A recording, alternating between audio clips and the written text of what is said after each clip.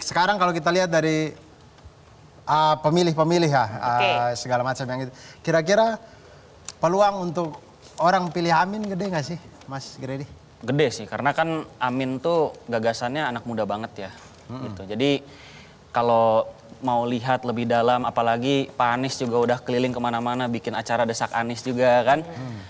Semua gagasan itu dibongkar di situ ya kan, semua boleh nanya, bahkan pertanyaan-pertanyaan aneh juga dipertanyakan. Jadi sebetulnya peluang itu sangat besar ya. Jadi kalau mau dibilang mana yang paling mendengarkan milih dan Gen Z ini, sebetulnya pasangan Amin ini gitu. Oke, coba kita buktikan kalau gitu ya. Ini kita akan lihat kompetensi pemimpin seperti apa sih yang dianggap Gen Z harus dimiliki.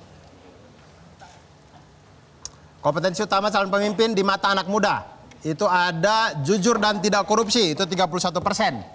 Kemudian berprestasi saat memimpin 15%. Kemudian merakyat dan sederhana 13,9, hampir 14%. Kemudian pengalaman memimpin 13,9. Oke, nah itu tadi kompetensi yang diinginkan oleh Gen Z. Apakah memang itu semua ada di pasangan Amin, Mas Gredi?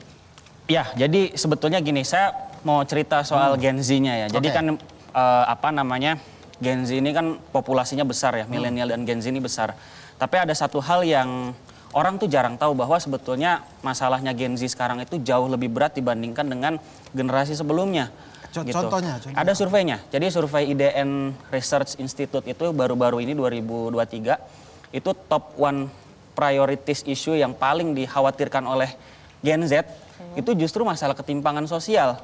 Baru diikutin mental health, diikutin pendidikan, baru diikutin kemudian teknologi, baru partisipasi. Jadi yang pertama itu masalah sosial ekonomi.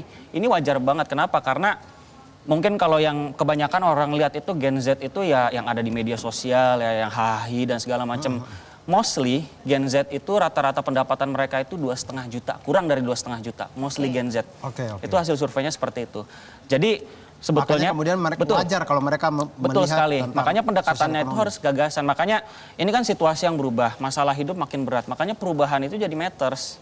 Jadi sangat relevan. Perubahan itu kan inovasi. Dalam bisnis kita berinovasi itu ada inovasi. Ekosistem berubah, bisnis berubah. Betul. Sama ketika dalam masalah sosial ini makin kompleks, berarti butuh inovasi gitu. Makanya dan saya kira di Amin ini sirkulasi idenya tuh bagus banget gitu. Jelajahi cara baru mendapatkan informasi. Download Metro TV Extend sekarang.